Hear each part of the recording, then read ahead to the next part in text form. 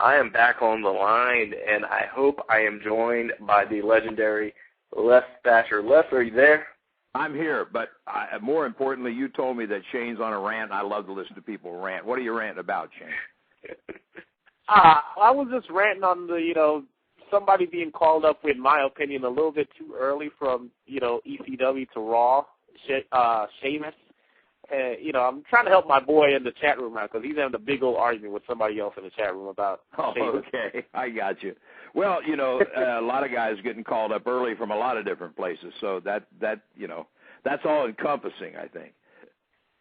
Yeah, well, it's always good to be called up, but I think everybody should be ready. And personally, from what I've seen, I don't think so. But well, you know what? I think that's a show, and I don't know how long you guys should run, but I think the fact about guys having enough experience and being ready to be called up is probably a whole topic you spend a week on, honestly, and that's been going on for quite a while. But that goes all the way back to having no territories where these guys can get any experience and get schooled. So, right. Sadly enough, that's pretty much the stance of the business across the board now. I think there's a lot of guys up there that it's not that they don't have potential. It's not that there's not a future for them. It's not that they won't be good. It's just that they're it's like popping that cake out of the oven before it's time. It's not going to be done. It's not going to be ready. So, that's pretty much a lot of guys are that way, I think. And if there's anybody that should know about somebody being ready or not, we're talking to that person right now, and you. Well, you know what? A lot of times that's subjective too. I have been called out that I've held guys back too long before I started them, but I prefer to err in that manner rather than stick them out there and have the sign green or inexperience flash across their chest like a neon sign. I just, and I think that's, I don't know that it's, my stance on developmental, having worked in that system, is that opposed to one setup, there should be probably 4 around the country. A lot of the guys that are let go and wished their best in future endeavors should be hung on to. Well, let me back up a little bit. When I had a contract with WWE, there were times that I had Val Venus, D'Lo Brown, Tommy Dreamer, 3 or 4, maybe 5 guys off the main roster on my roster because there was nothing for them to do up on the main in the main frame. The good thing about that is these guys had been to the dance, and they had the opportunity to work with guys who were trying to get ready to go there. And I think that's lacking too. It's not just developmental; it's the independent scene. I think across the board too.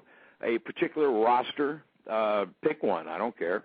A lot of guys come up together. They're at the same level.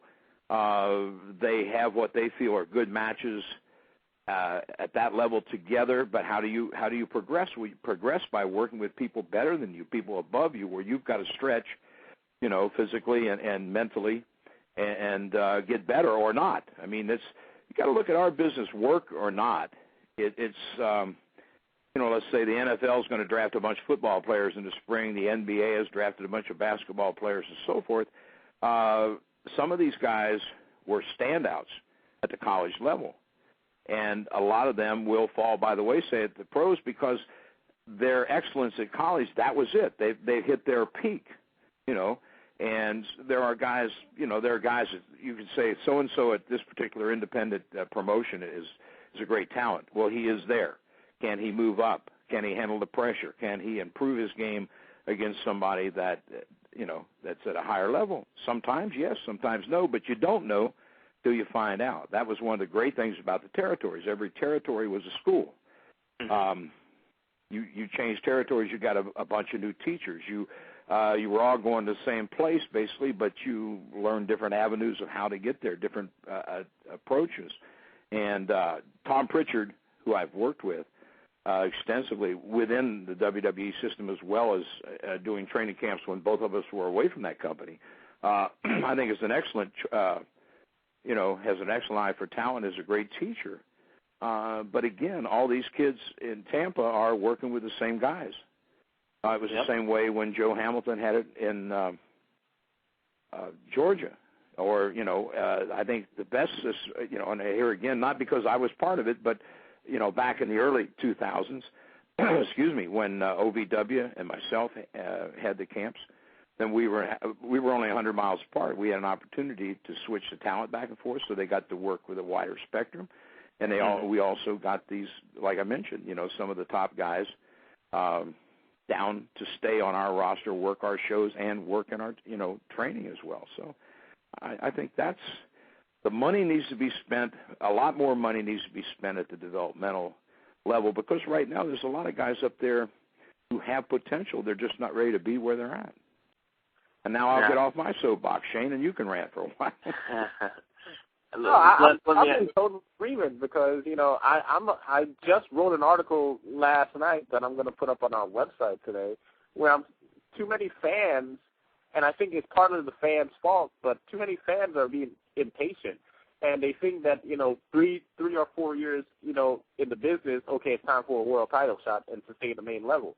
Where you had stars like Bret Hart and Shawn Michaels who wrestled for 8 years before they finally won their first title. I agree with that. A lot of fans are being impatient. Well, you know what? I think the whole industry is. It's not the fans; it's the people running the companies, and there again, that's at every level. We have done everything to death. You're talking about titles. Something when the other night on Raw, when DX was introducing their team Raw, and they got to Kofi. They said, Kofi Kingston, former intercontinental champion, former U.S. champion. I'm thinking, whoa, wait a minute. He's just barely had a cup of coffee here. And he's already had titles. And when I say this, let me qualify that by saying I'm a big fan of Kofi's. About 4 years ago, maybe 5, I'm not sure exactly.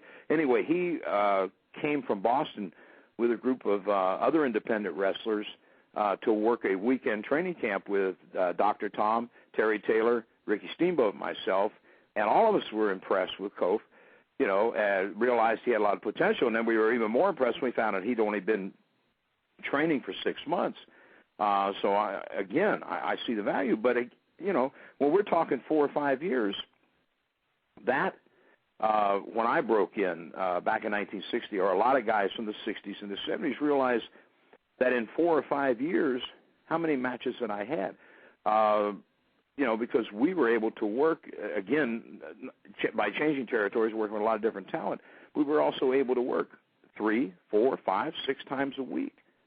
So we had more matches in a year than some of these guys having 3 or 4. If you stop talking about Raw, how many, even if they're, the sad, I shouldn't say the sad thing, but one of the things that's happened with having one company and is, let's say, for example, Kofi and whoever, Punk, let's say, I'm just grabbing names here, have a decent match, so let's put them on every house show, and so forth, so on. Okay, that's good. So their matches should be able to get better. Their stuff that they do should be more crisp. It should be more fluid. Okay, that's fine. But what does that do for either one of them in terms of expanding horizons? It does absolutely nothing. So, and when we're talking about the titles, we talk about virtually everything. As you know, or may not know, Nigel McGuinness is my boy. I trade Nigel, and I thought it was great the way Angle put him over last week on Impact. I haven't seen, of course, obviously haven't seen tomorrow night yet, but in the second TV, they're already having a match, and it's got a stipulation. It's a street fight. Why? Well, that's TNA. Come on, they do a lot. Well, it's actually anything, because sadly enough, there are a lot of people, and I'm probably going to make some people mad when I say this, but facts are facts, and that's what I try to deal in. There's enough fiction in our business as it is, but there's so many people that actually don't understand the business, running the independents, working on the independents, booking the independents.